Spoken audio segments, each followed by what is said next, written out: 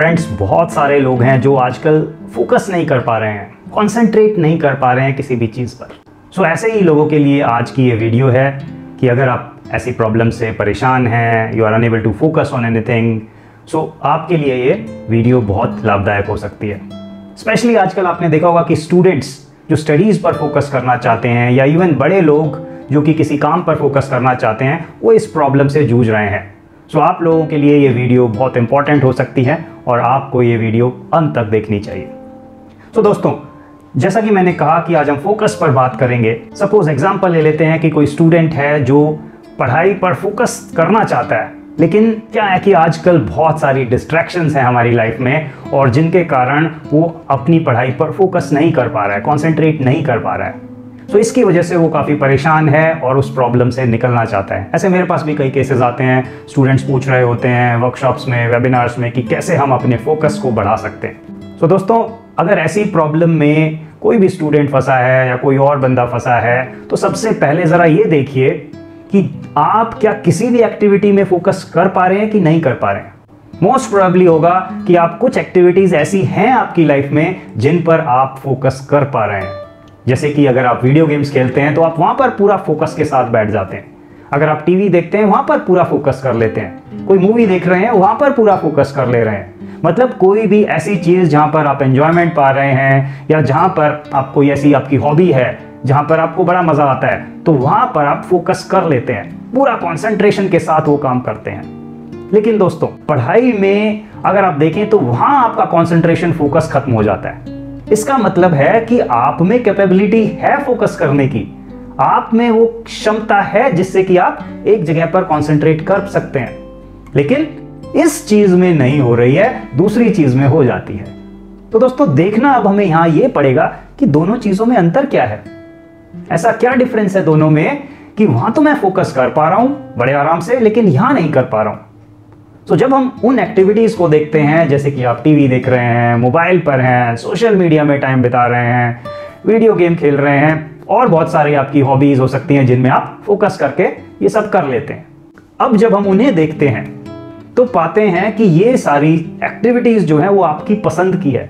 You like them, you love to play those things, you love to be there. So जब हमारे अंदर कोई भी ऐसी चीज़ है जो हम पसंद करते हैं, तो उसमें हमारा फोकस, उसमें हमारा कंसंट्रेशन हो रहा है, उसमें हम बड़ी जल्दी से फोकस कर पा रहे हैं। सो जो ये एक्टिविटीज हैं जिनमें हम फोकस कर रहे हैं, इस वजह से कि हमारे पसंद की है, हम उनसे प्यार करते हैं, हमें बड़ा मजा आता है, तो वहां पर जब आप उस तरह से उनको करते हो तो डोपामीन रिलीज होता है, जो कि एक हैप्पी केमिकल है जो आपको बड़ा मजा देता है अंदर से।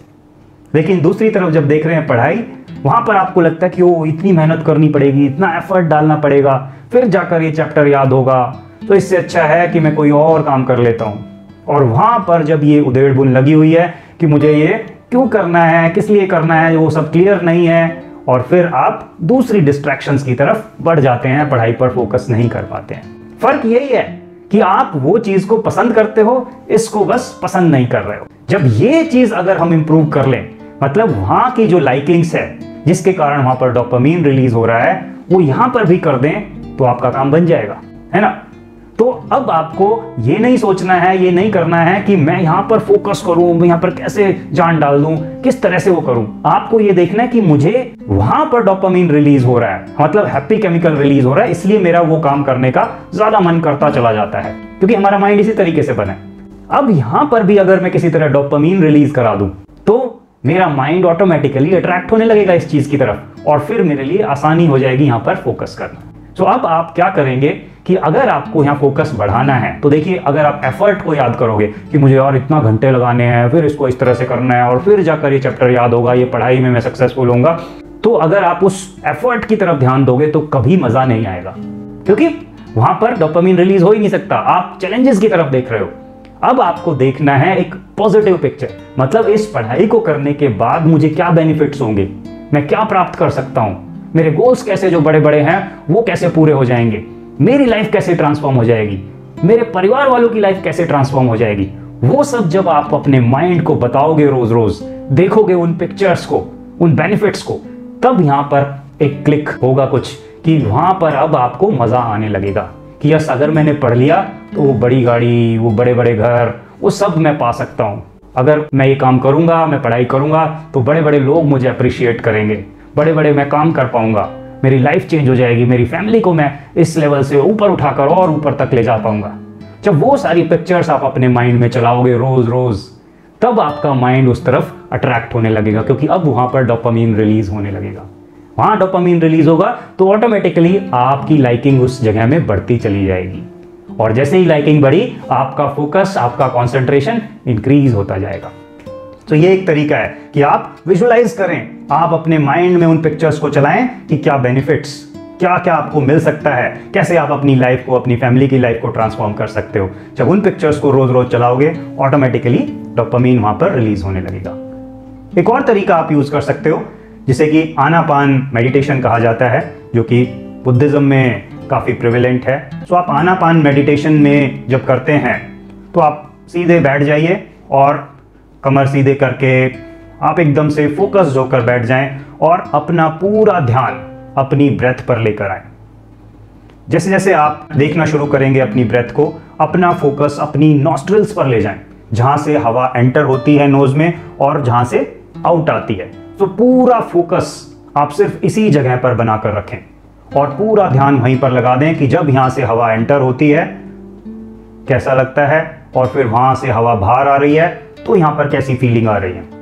पूरा टाइम आप उस जगह को ऑब्जर्व करते रहें कि वहां पर हवा जब एंटर हो रही है कैसा लग रहा है, और जब हवा वहां से बाहर आ रही है कैसा लग रहा है। मतलब आपने एक छोटी जगह पर अपना फोकस बना दिया है और वहां पर ही जो मूवमेंट्स हो रही हैं, जो भी कुछ चल रहा है, उसे आप ऑब्जर्व कर रहे हैं। जब आप ऐसा करते चले जाएंगे, ऑटोमेटिकली आपकी कंसंट्रेशन बढ़ती चली जाएगी। लेकिन एक दिन में नहीं होगा, आपको हर रोज बैठकर इसको प्रैक्टिस करना होगा। 15 मिनट से आधा घंटे तक आपको हर रोज प्रैक्टिस करना होगा, और फिर आप देखेंगे कि कुछ दिन बाद ही आपकी कंसंट्रेशन बढ़ती जा रही है। दूसरा इसमें यह फायदा होगा कि जब आप इस प्रैक्टिस को करेंगे, आपका ध्यान नाक से हटकर, नॉस्ट्रिल से हटकर कहीं और चला जाएगा, थॉट्स में घुस जाओगे आप। तो आपको उस वक्त यही करना है कि उन थॉट को कट करें और वापस अपने नॉस्ट्रिल्स पर फोकस लेकर आएं और फिर ऑब्जर्व करने लगे अपनी ब्रेथ को। बार बार ऐसा होगा, आपका थॉट इधर उधर जाएगा, आपको फिर खींच कर लाना है। सो आप धीरे धीरे अपने इस कंसंट्रेशन को बढ़ाते जाइए। यही तो पढ़ाई में भी होता है कि थोड़ी देर पढ़ाई पर ध्यान लगेगा, फिर कोई और थॉट आ जाता है, आपका ध्यान उधर चला जाता है, तो आपको फिर खींच कर लाना है, फिर यहीं पर फिर पढ़ाई पर फोकस करना है। फिर थोड़ी देर बाद होगा कोई और थॉट चला, ध्यान इधर उधर चला गया, फिर खींच कर लाना है और फिर पढ़ाई पर फोकस। कोई भी ऐसा व्यक्ति नहीं है जो बैठकर लगातार 1 घंटे तक फोकस कर पा रहा हो सिर्फ पढ़ाई पर, कोई थॉट नहीं आ रहा। कोई ऐसा नहीं है, कोई स्टूडेंट ऐसा नहीं है।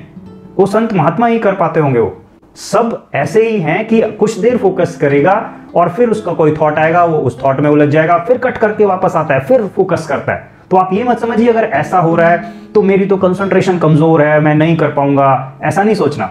अपने आप को रादर अप्रिशिएट कीजिए कि अगर आप 1 मिनट भी कर पा रहे हैं फोकस, फिर दोबारा थॉट इधर उधर का आया, फिर आप वापस आ गए, तो अप्रिशिएट करो खुद को। ये प्रोसेस जैसे जैसे आप आनापान मेडिटेशन करते जाएंगे, ये टाइमिंग बढ़ता चला जाएगा और आप फिर ज्यादा देर तक फोकस कर पाओगे अपनी स्टडीज पर। फिर कोई थॉट आएगा, फिर इधर उधर निकल लिए, फिर वापस आ जाओ और फिर से फोकस करो अपनी स्टडीज पर। सो ये प्रोसेस चलता जाएगा और आपका कंसंट्रेशन बढ़ता चला जाएगा, जो कि ऐसा ही होता है। यही नॉर्मल प्रोसेस है। जो बहुत आपको लगता है कि ये टॉपर है हमारी क्लास का, ये पूरा फोकस करके पढ़ता है, वो भी ऐसा ही करता है कि उसका फोकस भी कुछ देर लगता है पढ़ाई में, फिर इधर उधर का थॉट आ जाता है, फिर वापस लेकर आता है अपने दिमाग को और फिर यहां पर फोकस करता है कुछ देर, फिर कोई थॉट आ जाता है।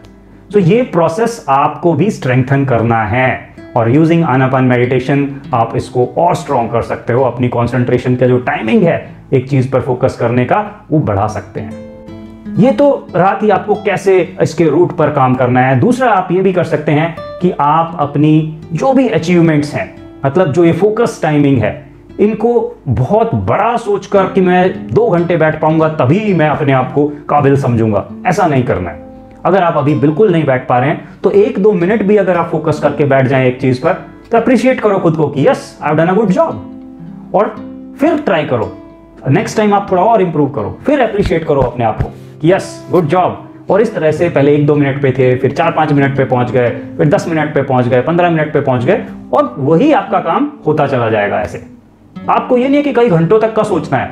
10-15 मिनट भी अगर आप फोकस कर पा रहे हो एक चीज पर, और फिर तो थॉट वॉट इधर के आ रहे हैं, फिर आप उस पर जाकर फिर वापस आ गए, फिर यहाँ पर फोकस किया पढ़ाई पर, तो आपका काम हो गया है समझिए। ये नहीं है कि आपको बैठकर 3 घंटे तक लगातार एक ही स्ट्रेच में कोई थॉट ना आए, मेरा ऐसा फोकस हो। दैट्स नॉट द रिक्वायरमेंट, उसकी जरूरत भी नहीं है। जो आपके टॉपर्स हैं वो भी इतना ही फोकस कर पा रहे हैं। आप एक चीज और भी कर सकते हैं कि आप जो डिस्ट्रैक्शंस हैं, जैसे कि आजकल आपने देखा होगा टीवी है, मोबाइल है, आपका सोशल मीडिया है, आपके वीडियो गेम्स हैं, बहुत कुछ ऐसी चीजें आ गई हैं जो कुछ वक्त पहले नहीं होती थी। सो इन चीजों ने बहुत सारी डिस्ट्रैक्शंस क्रिएट कर दी है, क्योंकि बार बार नोटिफिकेशंस आते हैं, टू टू करता रहता है मोबाइल और आपको डिस्टर्ब करता रहता है। सो आपको इन डिस्ट्रैक्शंस के लिए एक फिक्स टाइम रखना चाहिए कि मैं हर वक्त जैसे ही मोबाइल टू किया, मैं झट से देख रहा हूं क्या मैसेज आया या क्या मुझे नोटिफिकेशन आया है, मैं उसको नहीं देखूं। ऐसा मत कीजिए कि आप हर टू पर हर 2 मिनट में जा जाकर देख रहे हैं कि मेरा क्या मैसेज आया। आप एक टाइम फिक्स कीजिए कि अब मैं 2 घंटे बाद ही इसको देखूंगा, या एक टाइमिंग कि मैं दिन में एक बार 10 बजे देख लिया, फिर 2 बजे देख लिया, फिर शाम को 6 बजे देखूंगा। इस तरह मैं इंपॉर्टेंट चीजें भी कवर कर रहा हूं। कोई अगर आया है इंपॉर्टेंट नोटिफिकेशन तो it can wait for few hours at least. कहीं ऐसा नहीं हो रहा कि बहुत कुछ छूट जाने वाला है, इतनी इंपॉर्टेंट नोटिफिकेशंस वहां पर आ रही हैं। नहीं, ऐसा नहीं होता है। ठीक है, सो आप अपने आप को उस तरीके से चेंज कीजिए, इन डिस्ट्रैक्शन से खुद को दूर कीजिए। ये डिस्ट्रैक्शन जैसे जैसे आपके लाइफ में कम होती जाएंगी, आप अपनी लाइफ में इंप्रूव करते जाएंगे, फोकस बढ़ता चला जाएगा, कंसंट्रेशन बढ़ती जाएगी।